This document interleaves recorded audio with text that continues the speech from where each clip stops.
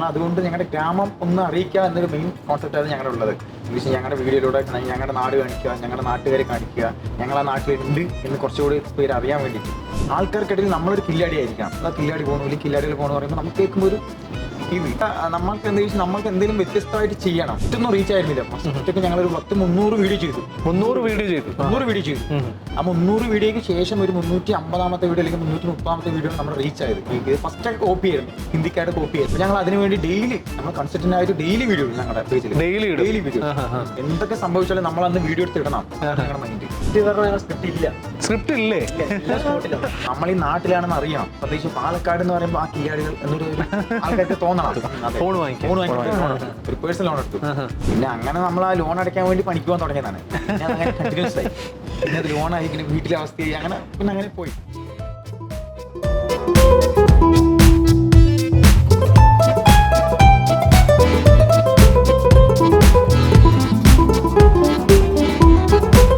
പണ്ടൊക്കെ പത്രങ്ങളിൽ ആക്ഷേപഹാസ്യം എന്നൊരു പേജ് തന്നെ ഉണ്ടാവും. പല കോളങ്ങളൊക്കെ അതിനു വേണ്ടി ഇങ്ങനെ മാറ്റിവെക്കാറുണ്ട്. നമ്മുടെ നാട്ടിൽ നടക്കുന്ന സംഭവങ്ങളൊക്കെ ആക്ഷേപഹാസ്യ രൂപത്തിൽ പല കാർട്ടൂൺ കഥാപാത്രങ്ങളെയൊക്കെ വെച്ച് നമ്മളിലേക്ക് എത്തിക്കാറുണ്ട്. കാലം മാറിയപ്പോൾ ഈ ഒരു ആക്ഷേപഹാസ്യം ആ ഒരു പേരങ്ങ് മാറി ട്രോള് എന്നായി. ട്രോളിക്കൊല്ലുക എന്നൊക്കെ നമ്മളിപ്പോൾ പറയാറുണ്ട്. ഇങ്ങനെ ട്രോള് ഇല്ലാതാക്കുക, ട്രോള് ഒരു പരുവത്തിലാക്കുക, ഒരു ഫേമസ് ആക്കുക, അങ്ങനെയൊക്കെ ചെയ്യാറുണ്ട്. അപ്പോൾ പാലക്കാട് ബേസ് ചെയ്തിട്ട് ഒരുപാട് ഈ ട്രോൾ എന്ന പാലക്കാട് ബേസ് ചെയ്തിട്ടുള്ള കോണ്ടന്റ് ഒക്കെ നമ്മുടെ ലോകത്തിലേക്ക് എത്തിക്കുന്ന ഒരുപാട് ഇൻസ്റ്റഗ്രാം ഇൻഫ്ലുവൻസേഴ്സ് ഉണ്ട്.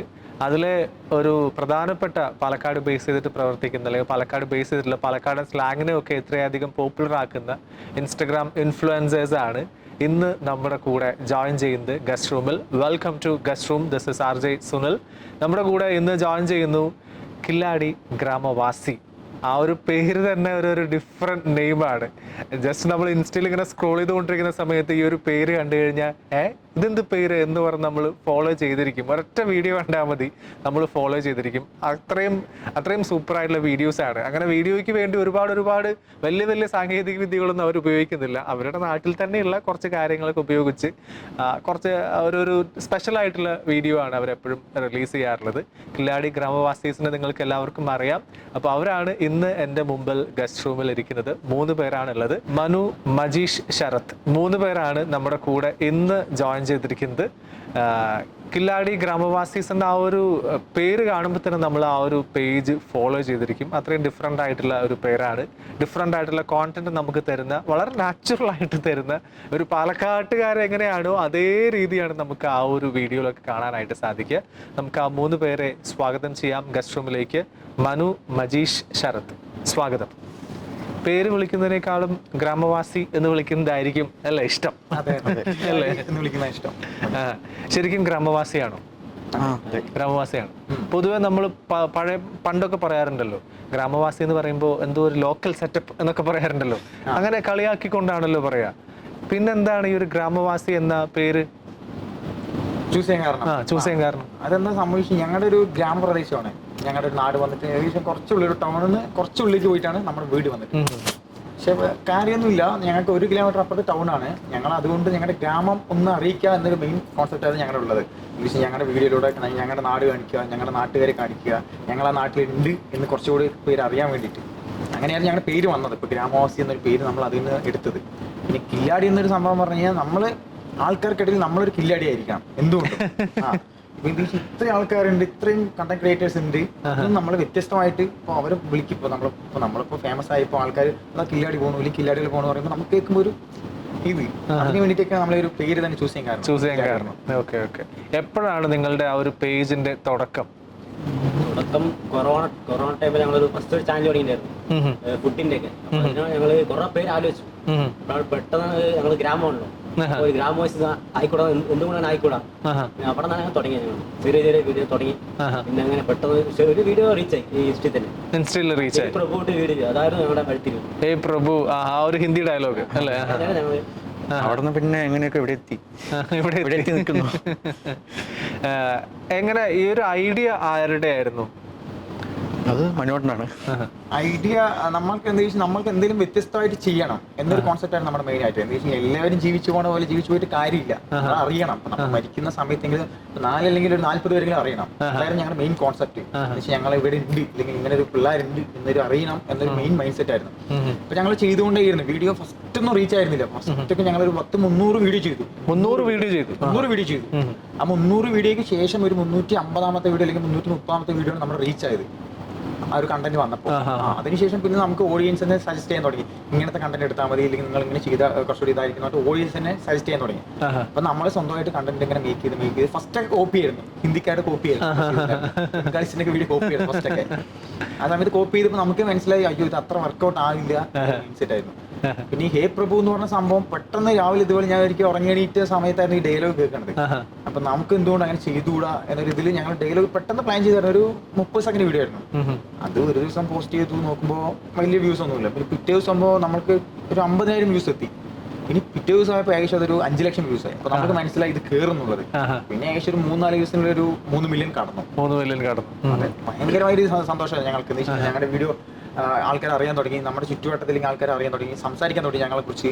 അപ്പൊ നമുക്ക് മനസ്സിലായി ഇനി നമ്മൾ ചെയ്ത് വർക്ക്ഔട്ട് ചെയ്ത് ഇനി എത്തും, കേരളം എല്ലാവരും എത്തുന്ന ഒരു മൈൻഡ് സെറ്റ് ആയിരുന്നു. അല്ല, നമ്മളൊരു ഐഡിയ വന്നു.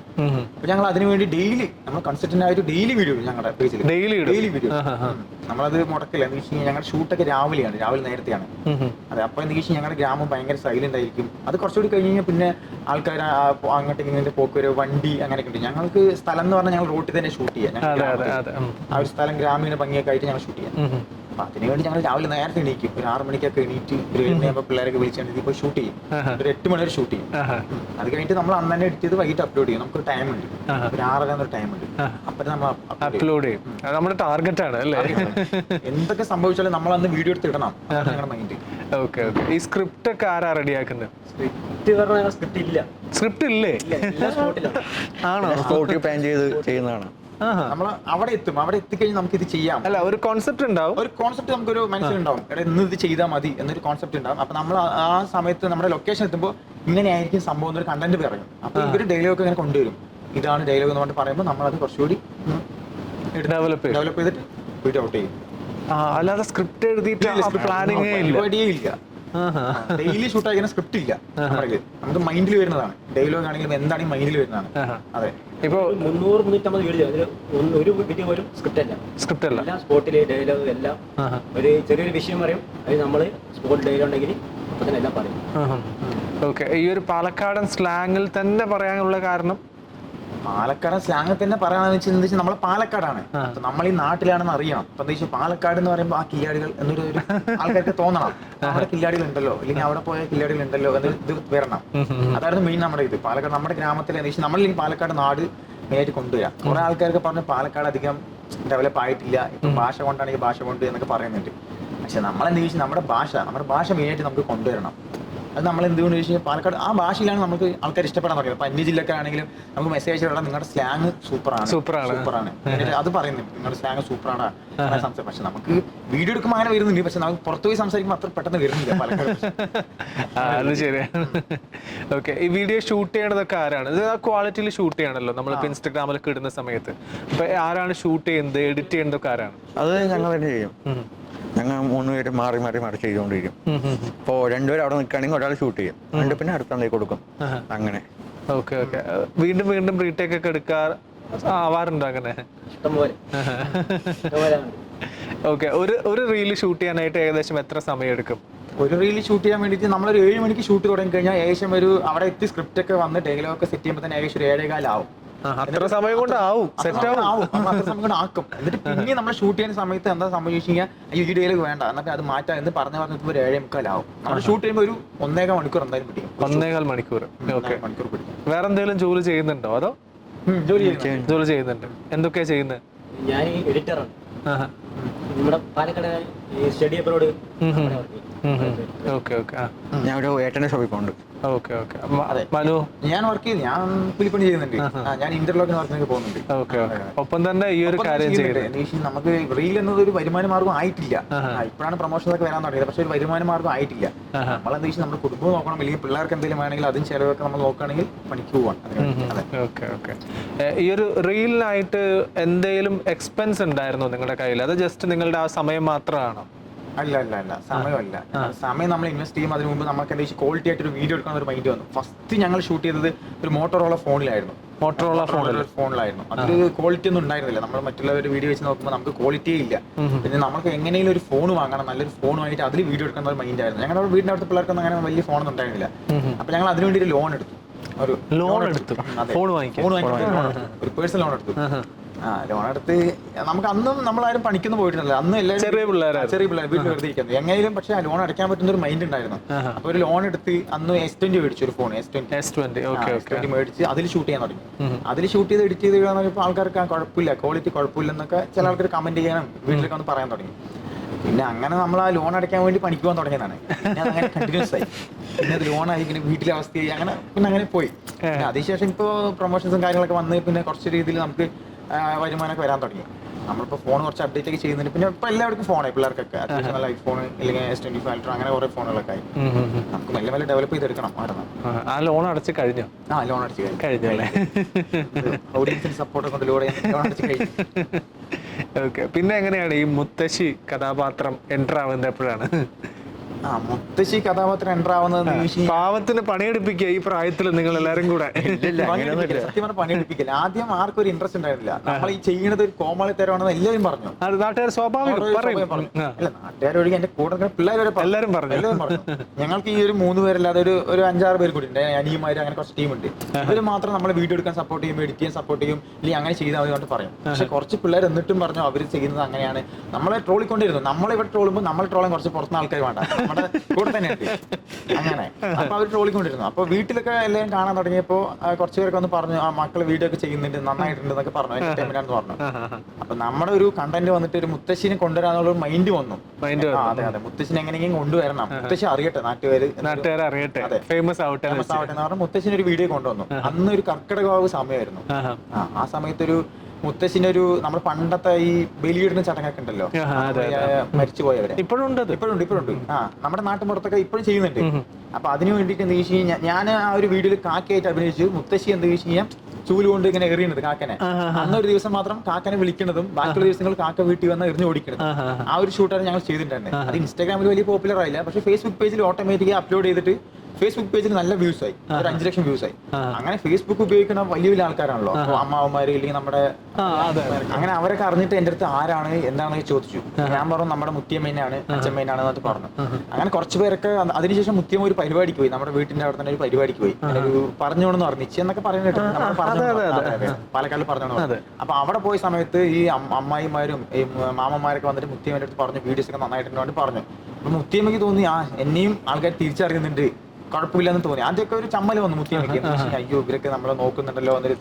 പിന്നെ നമ്മൾ പറഞ്ഞ് മനസ്സിലാക്കി മുത്തി കുഴപ്പമില്ല, നമ്മൾ വീഡിയോ ചെയ്യുമ്പോൾ നമ്മൾ ആൾക്കാർ അറിയും, തിരിച്ചറിയും, നമ്മളെ സ്നേഹം കൊണ്ടാണ് ഇവർ കാണാൻ വരുന്നത് എന്നൊക്കെ പറഞ്ഞ് മുത്തിയെ കൺവിൻസ് ചെയ്തു. അങ്ങനെയൊക്കെയോ പിന്നെ ഓരോരോ വീഡിയോയിലെ മുത്തിയെ കൊണ്ടുവരാൻ തുടങ്ങി. നമ്മള് ഓരോരോ വീഡിയോ കൊണ്ടുവരാൻ തുടങ്ങിയപ്പോൾ ആൾക്കാർക്ക് ഏകദേശം ഇഷ്ടപ്പെടാൻ തുടങ്ങി. അപ്പൊ പിന്നെ ആൾക്കാർ ഇങ്ങോട്ടേക്ക് വന്ന് ചോദിക്കാൻ തുടങ്ങി, നമ്മുടെ കണ്ടന്റിൽ തന്നെ മുത്തശ്ശി എവിടെ എന്നിട്ട് കമന്റ് ചെയ്യാൻ തുടങ്ങി. അപ്പൊ നമ്മൾ എന്തെങ്കിലും മുത്തശ്ശി എപ്പോഴും കൊണ്ടുവന്നു കഴിഞ്ഞാൽ ആൾക്കാർക്ക് ഒരു ഇതാവില്ല എന്നിട്ട് നമ്മൾ ആഴ്ചയിൽ ഒരു വീഡിയോ വെച്ച് മുത്തശ്ശിനെ കൊണ്ടുവന്നു. അങ്ങനെ മുത്തശ്ശിക്ക് പിന്നെ ഇഷ്ടമായി. പിന്നെ ആൾക്കാർക്ക് തിരിച്ചറിയാൻ തുടങ്ങി, ഫോട്ടോ എടുക്കാൻ തുടങ്ങി, ഭയങ്കരമായി ഇത് പ്രശംസിക്കാൻ തുടങ്ങി. മക്കള് നേരത്തെ പറഞ്ഞ നമ്മുടെ ബന്ധത്തിൽ തന്നെ കുറച്ച് പേരൊക്കെ പിരിഞ്ഞവരുണ്ട്, അവരൊക്കെ മുത്തശ്ശി വിളിക്കാൻ തുടങ്ങി. അങ്ങനെ മുത്തശ്ശി വലിയ രീതിയിൽ സന്തോഷമായി. വീഡിയോ കണ്ട് അവർക്ക് തിരിച്ചു വന്നു. അതായിരുന്നു വേണ്ടത്. നമ്മള് വളരുമ്പോൾ ആൾക്കാർ വരുമല്ലോ, ശത്രുക്കൾ വരുമല്ലോ, അങ്ങനെ സംഭവമായിരുന്നു. അതിനുശേഷം മുത്തശ്ശി പിന്നെ എന്താ ഇങ്ങോട്ടൊക്കെ ചോദിക്കാൻ തുടങ്ങി, അവിടെ വീഡിയോ ഒന്നും എടുക്കില്ല, എനിക്ക് റോൾ എന്നൊക്കെ ചോദിക്കാൻ തുടങ്ങി. ഇപ്പൊ അമ്മയും ഇപ്പൊ രംഗത്ത് വരണമായിട്ട് നിൽക്കുന്നുണ്ട്. അമ്മ അടുത്ത കാലത്ത് വന്നിട്ടുണ്ട്. നമുക്ക് അഭിനയിക്കാൻ ഭയങ്കര ആഗ്രഹമാണ്, പക്ഷെ എന്താണ് നമുക്ക് കണ്ടന്റ് കിട്ടില്ല. അതിനനുസരിച്ച് കണ്ടന്റ് കിട്ടുന്നില്ല. എങ്ങനെയാണ് പുള്ളിക്കാരെ സ്ക്രിപ്റ്റ് ഒക്കെ പഠിപ്പിക്കുന്നൊക്കെ? സ്ക്രിപ്റ്റ് പറഞ്ഞാൽ നമ്മൾ അപ്പൊ ഡയലോഗ് പറയും, കുറച്ച് പക്ഷെ സംസാരം കേട്ടതുകൊണ്ട് കറക്റ്റ് പറഞ്ഞ് സ്പോട്ടിൽ പിന്നെ സെറ്റ് ആവും. ഇപ്പൊ അഭിനയം പഠിച്ചു ആളല്ലേ? നന്നായി പഠിച്ചു. അതെ, ഇപ്പൊ നമ്മളെന്തെങ്കിലും ടേക്ക് തെറ്റിച്ചാൽ മുത്തശ്ശിയാണ് നമ്മുടെ അടുത്ത് ചൂടാവണത്, ദേഷ്യപ്പെടും. അത് അങ്ങനെ ചെയ്താൽ ഇങ്ങനെ ചെയ്താൽ മുത്തശ്ശി നമ്മളെ ഇൻസ്ട്രക്ഷൻ തരാൻ തുടങ്ങി. എല്ലാത്തിനും മുത്തശ്ശി വളർന്നു. പിന്നെ നമ്മളിപ്പോ ഷൂട്ട് ചെയ്യാൻ വിളിക്കുമ്പോൾ മുത്തശ്ശിക്ക് ചിലപ്പോൾ സമയമില്ലാത്തവരൊക്കെ മുത്തശ്ശി ഇനിയിപ്പോ കാണിക്കണം അറിയില്ല, ഞാനിപ്പോ തിരക്കാണെന്നൊക്കെ പറഞ്ഞ മുത്തശ്ശി ഒഴിവാകുന്നുണ്ട്. ചില എനിക്കിപ്പോ സമയമില്ല പിന്നെ ഷൂട്ട് ചെയ്യും എന്നൊക്കെ നമ്മള് പറയാൻ തുടങ്ങി. കാണിച്ചു കൊടുക്കാറുണ്ട്, വീഡിയോസ് കാണിച്ചു കൊടുക്കാറുണ്ട്. എന്തെങ്കിലും പറയാറുണ്ടോ? ഓ, മുത്തശ്ശി നാണം കൊണ്ട് ചിരിക്കും. പിന്നെ എന്താ ചോദിച്ചാൽ നമ്മളതൊരു കമന്റ് ഒക്കെ ഞങ്ങൾ വായിച്ചു കൊടുക്കും. ഇതാണ് ഓരോ ആൾക്കാർ പറഞ്ഞത് കൊണ്ട് പറഞ്ഞു കൊടുക്കും. നമ്മൾ ഓരോ പരിപാടിക്ക് വിളിച്ചിട്ട് പോകുമ്പോൾ ഞങ്ങൾ മുത്തശ്ശി ഞങ്ങളുടെ കൂടെ തന്നെ നടത്തും. അങ്ങനെ. ഓക്കെ. ഇനി നമ്മൾ ആദ്യമൊക്കെ വീഡിയോ ഇട്ടു, അധികം പ്രൊമോഷൻസ് ഒന്നും അങ്ങനെ നമുക്ക് കിട്ടിയില്ലല്ലോ. സാധാരണ ഒരു എന്റർടൈൻമെന്റ് ആ രീതിക്കാണല്ലോ. പ്രൊമോഷൻ ആദ്യമായിട്ട് വരുന്നത് എപ്പോഴായിരുന്നു? അത് മറ്റേ കുണിശ്ശേരി കുമാട്ടി ആ ഒരു ടൈമിലൊരു ഷോപ്പിന്റെ പ്രൊമോഷൻ വേണ്ടി വന്നു. അങ്ങനെ ഇതായി, അങ്ങനെയാണ് കിട്ടിയത്. അങ്ങനെ കിട്ടിയത്. പിന്നെ അത് ഏത് വർഷമാണെന്ന് ഓർമ്മയുണ്ടോ? അത് ഏപ്രിലാണ്. ഏപ്രിലായിരുന്നു. ഈ കഴിഞ്ഞ ഏപ്രിൽ?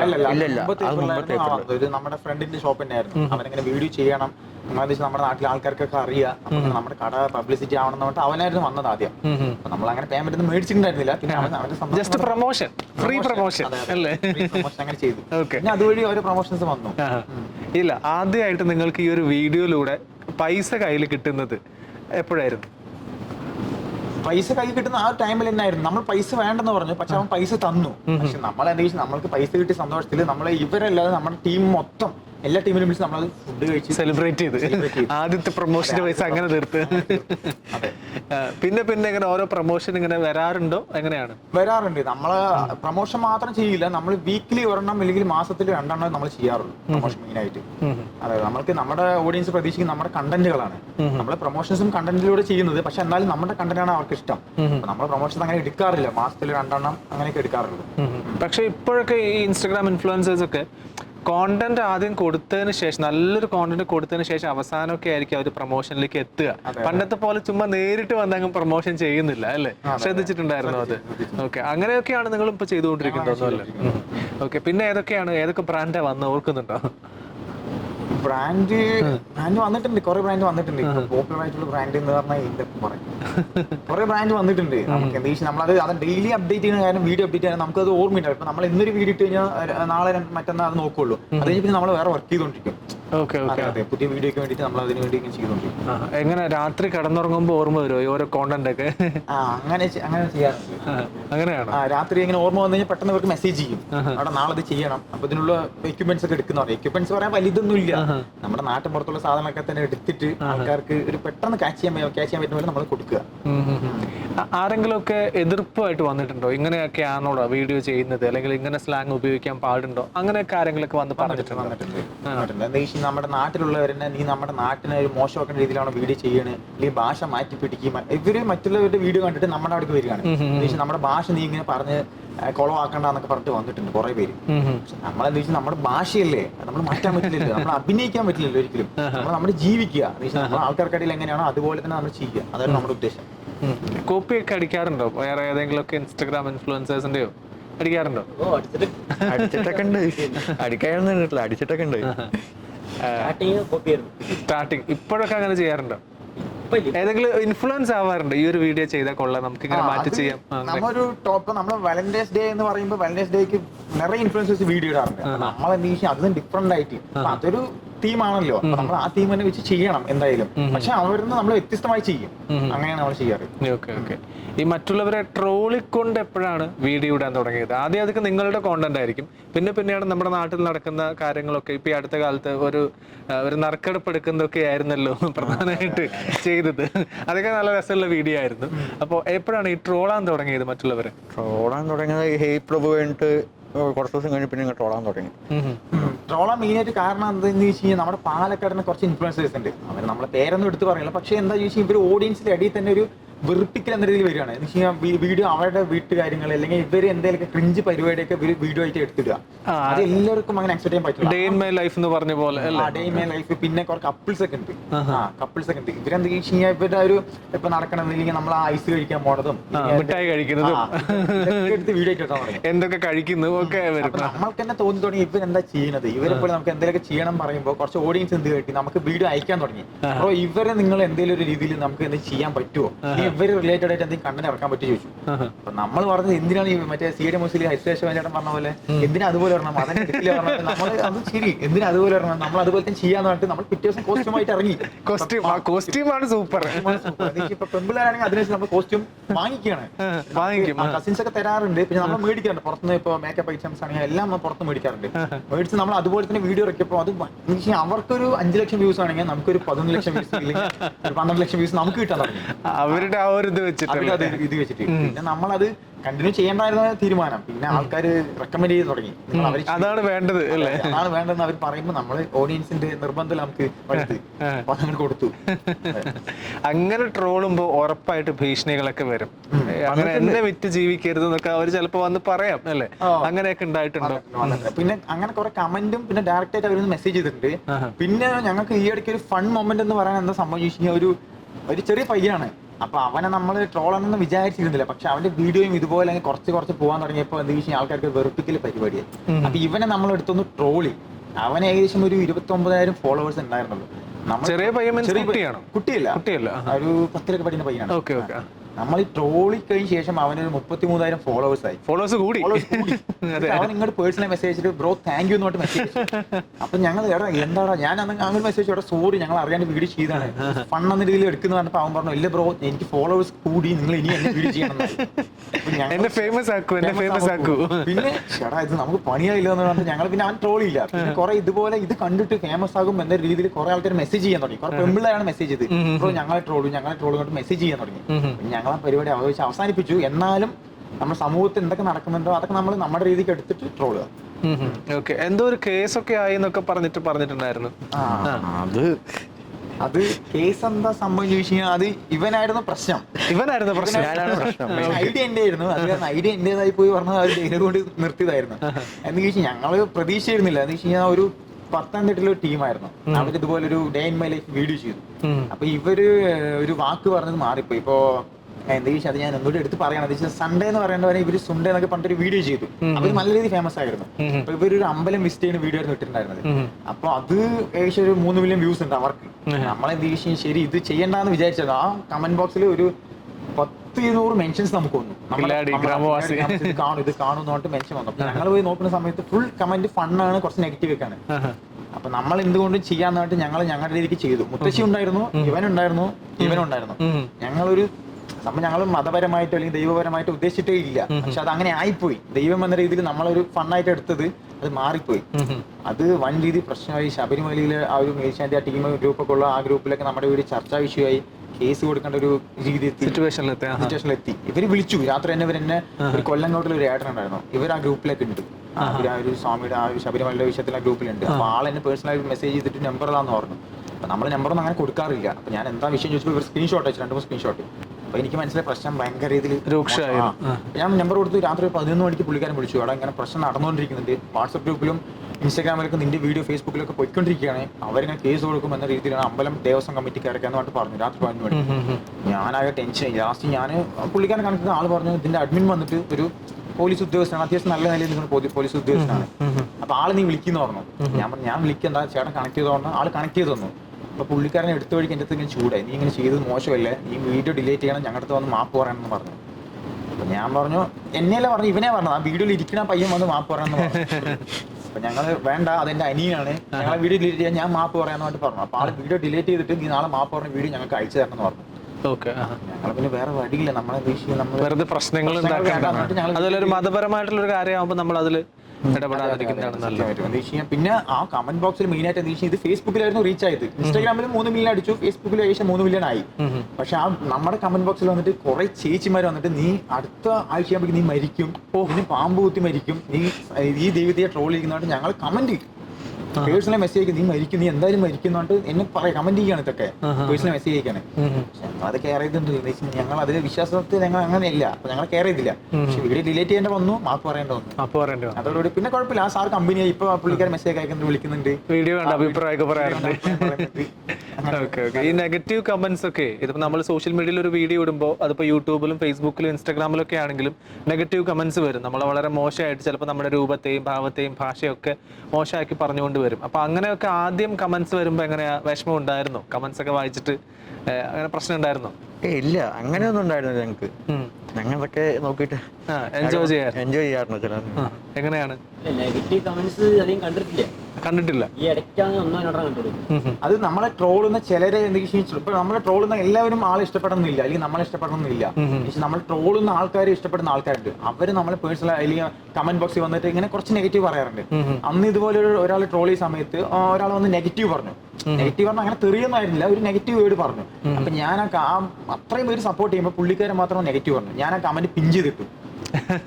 പുള്ളിക്കാരന് പൂരത്തെറി ആ കമന്റ് പേഴ്സണൽ മെസ്സേജ്. ലാസ്റ്റ് എനിക്ക് പേഴ്സണൽ മെസ്സേജ്, ബ്രോ അതെ ഞാൻ പറഞ്ഞാണ്, കമന്റ് ഡിലീറ്റ് ചെയ്തുകൊണ്ട് ആള് മെസ്സേജ് അയച്ചു.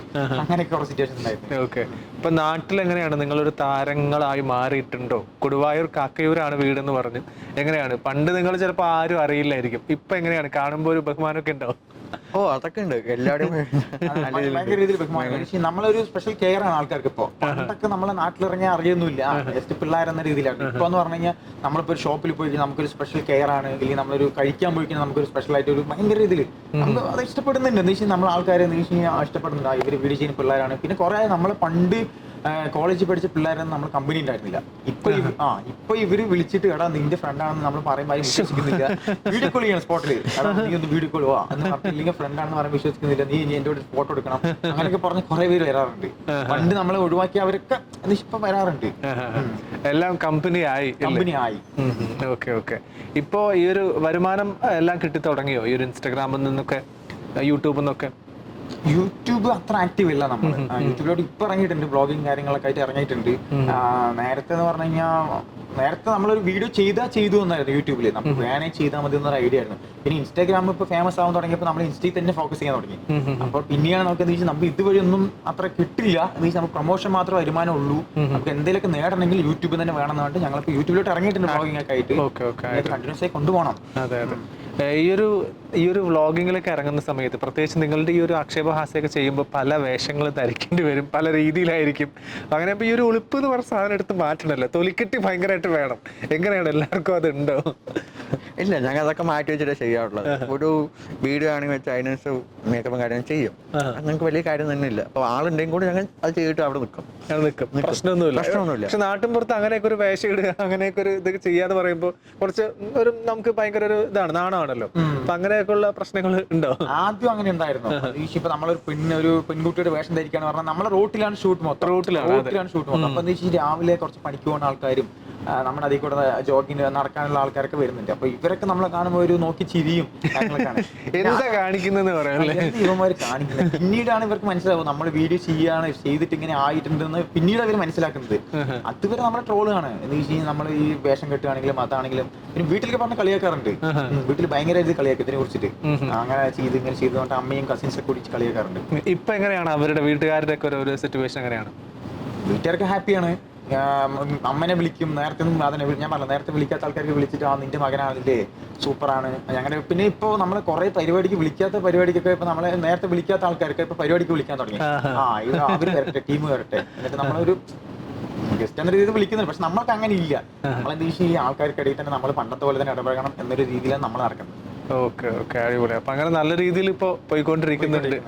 അപ്പൊ എന്തായാലും എല്ലാവർക്കും ഓൾ ദി ബെസ്റ്റ്. ഇനിയും നിറയെ കോണ്ടന്റ് ഒക്കെ വരട്ടെ. എന്തെങ്കിലും പുതിയ പ്ലാൻസ് വല്ലതും ഉണ്ടോ?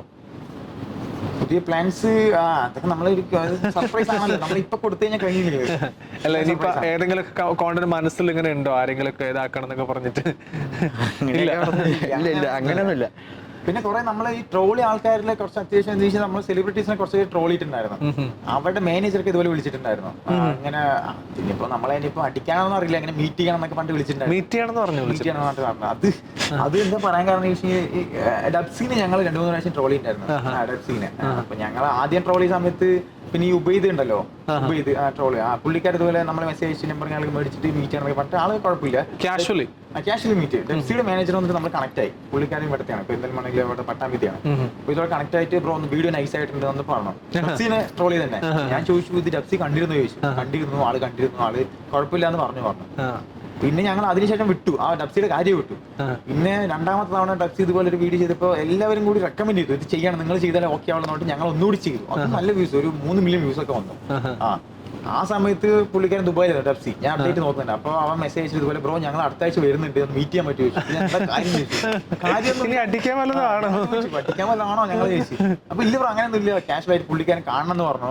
ജസ്റ്റ് ഒന്ന് മീറ്റ് ചെയ്യാൻ പറഞ്ഞു. അപ്പൊ അതിന്റെ ഒരു ചെറിയ മീറ്റിംഗ് ഉണ്ടാവും, കുഴപ്പമില്ല. അങ്ങനെയുള്ള സന്തോഷ നിമിഷങ്ങളൊക്കെ ഈ ഒരു വീഡിയോയിലൂടെ കിട്ടിയിട്ടുണ്ടല്ലേ? വേറെ എന്തെങ്കിലും ഇതുപോലെ അനുഭവങ്ങൾ ഉണ്ടായിട്ടുണ്ടോ? വേറെ എന്തെങ്കിലും അനുഭവങ്ങൾ ഉണ്ടായിട്ടുണ്ടോ? ഹാപ്പി ആവുന്ന നിമിഷങ്ങൾ ഉണ്ടായിട്ടുണ്ടോ? ഹാപ്പി നിമിഷങ്ങൾ ഉണ്ടായിട്ടുണ്ട്. നമ്മള് ഇപ്പൊ ഒരു പോലോ റോട്ടിൽ കൂടെ പോകുമ്പോ പെട്ടെന്ന് ബ്രോ വീട് ചെയ്യുന്ന ആളല്ലേ, നമ്മളെ സന്തോഷം നമ്മളെന്താ പറഞ്ഞാ ആരും മൈൻഡ് ചെയ്യില്ല. കുറെ ഫാമിലി സന്തോഷിക്കുന്നുണ്ട്. ഞങ്ങൾ എന്താ വിഷയം അവർ മെയിൻ ആയിട്ട് പറയുന്നത് എന്റെ മക്കളെ ഇല്ലെങ്കിൽ ഞങ്ങളുടെ വീഡിയോ കണ്ടിട്ട് നിങ്ങൾ കഴിക്കാറുള്ളൂ, ഇല്ലെങ്കിൽ ഭയങ്കര ഇഷ്ടമാണെന്ന് പറഞ്ഞിട്ട് കുറെ പേര് വീട്ടിലേക്ക് വിളിച്ചിട്ടുണ്ട് ഇതുപോലെ. അങ്ങനെയൊക്കെ ഞങ്ങൾക്ക് എന്താ വെച്ചാൽ നമുക്കത് കേൾക്കുമ്പോൾ ഒരു സന്തോഷമാണ്. ഇപ്പൊ എന്താ വെച്ചാൽ നമ്മൾ കാരണം കുറെ പേര് സന്തോഷിക്കുന്നുണ്ടല്ലോ. ഇപ്പൊ നമ്മളൊരു 100-ൽ 90 പേര് സന്തോഷിക്കുന്നുണ്ട്, ഒരു 10 പേര് കുഴപ്പമില്ല, നമ്മൾ നെഗറ്റീവ് അടിച്ചാലും കുഴപ്പമില്ല. 100 പേരുടെ സന്തോഷം നമ്മൾ നോക്കിയാൽ മതിയല്ലോ. ആ ഒരു മൈൻഡ് സെറ്റിലാണ് ഞങ്ങൾ പോകുന്നത്. നിങ്ങളെ കണ്ടുകൊണ്ട് വേറെ ആരെങ്കിലും ഒക്കെ അത് ഇമിറ്റേറ്റ് ചെയ്ത് വരുന്നുണ്ടോ? അങ്ങനെ വല്ലതുണ്ടോ? വരുന്നുണ്ട്. കുറെ പേര് പിന്നെ നമ്മുടെ ആക്ട് ചെയ്യാൻ ചോദിക്കുന്നുണ്ട്. നമ്മുടെ ഫീമെയിൽ ക്യാരക്ടർ ഇല്ല.